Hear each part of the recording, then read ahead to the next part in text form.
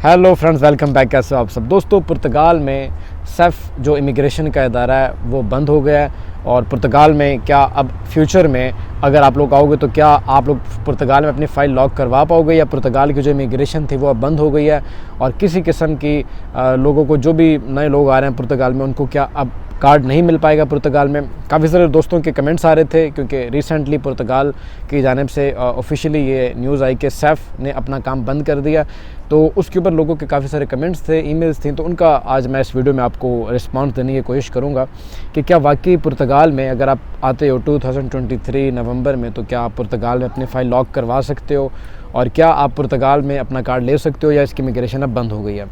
देखिए दोस्तों, सेफ काफ़ी अरसे से, काफ़ी सालों से काम कर रहा है पुर्तगाल में और सेफ ने काफ़ी अच्छा काम भी किया, काफ़ी लोगों की ईमेल्स डिले भी की, काफ़ी सारे लोगों को कार्ड भी मिले, लेकिन अब सेफ ने अपना काम सुपुर्द कर दिया आगे दूसरी कंपनी को, दूसरी एजेंसी भी कह सकते हैं, दूसरा इदारा कह सकते हैं, इंस्टीट्यूट। तो सेफ ने एक्चुअल में 1-2 साल पहले ही बंद हो जाना था, लेकिन बहुत ज़्यादा फाइल्स की वजह से और जो सेफ ने केसेस ले रखे थे वो काफ़ी ज़्यादा पेंडिंग में थे। इसकी वजह से हमेशा सेफ को डेडलाइन मिलती रही 2 महीने की, 6 महीने की, और ये टाइम एक्सटेंड होते होते होते अब अक्टूबर के एंड में आके इनका टाइम लाइन ख़त्म हो गया और अब जो सेफ है ये चेंज हो गई है एक दूसरे इंस्टीट्यूट के अंदर। ये कौन सा इंस्टीट्यूट है और इसका हमें क्या बेनिफिट होगा, क्या हमें इसका नुकसान होगा, किन चीज़ों से हमको आगाह रहना चाहिए, तो ये मैं आपको बताने की अब कोशिश करता हूँ कि सेफ ने अपना काम बंद नहीं किया। इमिग्रेशन ओपन है। आप अगर आज भी आते हो पुर्तगाल में या नवंबर में या दिसंबर में आप अपनी फ़ाइल लॉक करवा सकते हो और पुर्तगाल के कानून के मुताबिक अगर आप वहाँ पे जो टैक्सेस उन्होंने एक मुकर्रर कर रखे हैं वो पे करते हो, उसके बाद आप पुर्तगाल में अपना कार्ड अप्लाई कर सकते हो। सेफ ने अपना काम किस इंस्टीट्यूट के सुपुर्द किया है और इस इंस्टीट्यूट का क्या नाम है। देखें दोस्तों, पुर्तगाल के अंदर जो इमिग्रेंट्स को डील करने वाले इदारे हैं वो मुख्तलिफ इदारे हैं। इनमें सेफ भी था, आईमा भी था, IRN भी था, इसमें PCB भी था, GNR भी था, यानी कि मुख्तलिफ इदारे थे।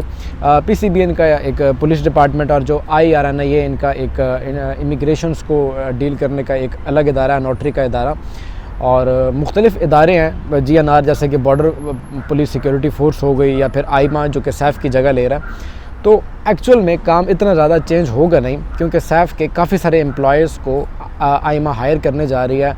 10 नए दफ्तर खुलेंगे पुर्तगाल के मुख्तलिफ सिटीज़ में और इसके अलावा बहुत ज़्यादा जो सेफ के एम्प्लॉयर्स थे वो अब आईमा में कन्वर्ट हो जाएंगे, आईमा में मुंतकिल हो जाएंगे। तो काम इसी तरीके से चलता रहेगा। बस जो इसमें चेंजिंग आएगी वो ये आएगी चेंजिंग कि अब काम पहले की निस्बत थोड़ा फास्ट होगा क्योंकि पुर्तगाल का भी ये मकसद है और बाकी इदारों के भी ये एम है कि जो केसेस पेंडिंग में आए या जो लोग आ रहे हैं उनको जल्दी से जल्दी क्लियर किए जाए उनके केसेस को। और जिन दोस्तों को, जिन इमिग्रेंट्स को 2-2 साल वेट करना पड़ रहा है पहली ईमेल के लिए, अब उनको 2-2 साल वेट ना करना पड़े और उनको जो उनकी फ़ाइल्स हैं वो 12, 14, 16 महीनों के अंदर उनको क्लियर किया जाए। जैसा कि अभी तक आने वाले दोस्तों को 2-2 साल वेट करना पड़ता था पुर्तगाल में, आप लोगों को पता होगा, लेकिन अब अगर जो लोग नए आएंगे उनको ज़्यादा वेट नहीं करना पड़ेगा और उनका जो केस है वो जल्दी क्लियर हो जाएगा। लेकिन दूसरी तरफ अब इसका जो नुकसान है वो ये कि अब पहले की निस्बत थोड़ी जो इनकी, क्योंकि अब इदारे बढ़ गए हैं, अब इनका काम डिवाइड हो गया, तो अब हर इदारा चेक एंड बैलेंस करेगा।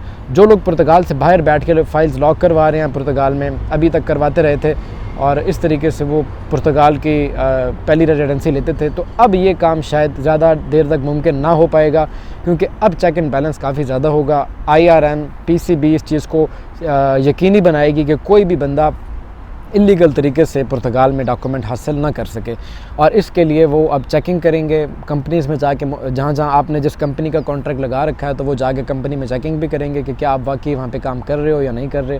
क्योंकि अभी अगर कोई एक होटल है या कोई एक दुकान है तो वहाँ पे 2 बंदों के खड़े होने की जगह तो वहाँ पे 10-10 लोगों ने अपनी फाइल्स लॉक करवा रखी हैं।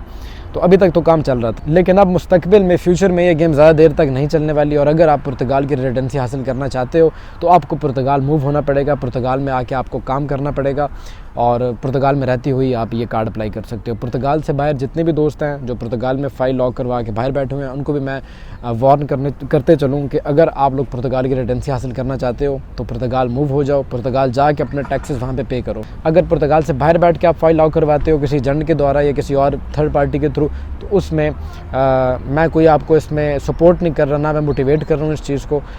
अगर आप लीगल तरीके से पुर्तगाल की रेजिडेंसी लेना चाहते हो तो आपको पुर्तगाल मूव होना पड़ेगा।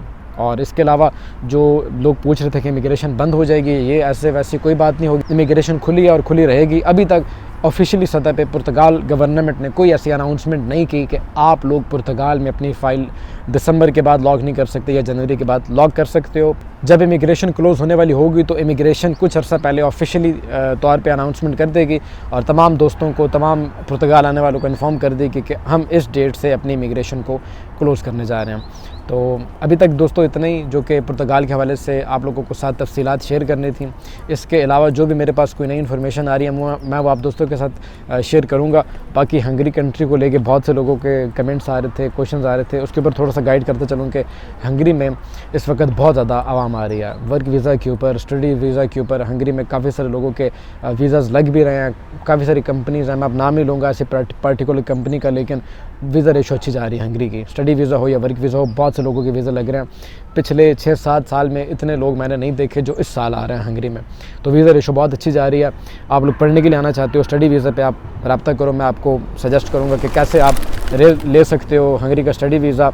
अगर आप वर्क वीज़ा पे आना चाहते हो आप कमेंट करो, इंस्टाग्राम पे मैसेज करो, मैं आपको उसमें गाइड करूँगा। और इंशाल्लाह इसके अलावा जो दोस्त हंगरी में हैं, जो लोग हंगरी में स्टडी वीज़ा को सेल्फ़ एम्प्लॉयमेंट की वीज़ा में कन्वर्ट करना चाहते हैं या वर्क वीज़ा में, वो भी रब्ता कर सकते हैं। मैं उनकी भी वेलकम तरीके से मदद करने की कोशिश करूँगा। और वीडियो अगर अच्छी लगी हो तो वीडियो को लाइक कर दें, चैनल को सब्सक्राइब कर दें और आगे अपने दोस्तों के साथ शेयर कीजिए जो भी यूरोप आना चाहते हैं। ज़ीशान आसिम को दीजिएगा इजाज़त, मिलते हैं इसी तरह की किसी अगली वीडियो में, तब तक के लिए टेक केयर, अल्लाह हाफ़िज़।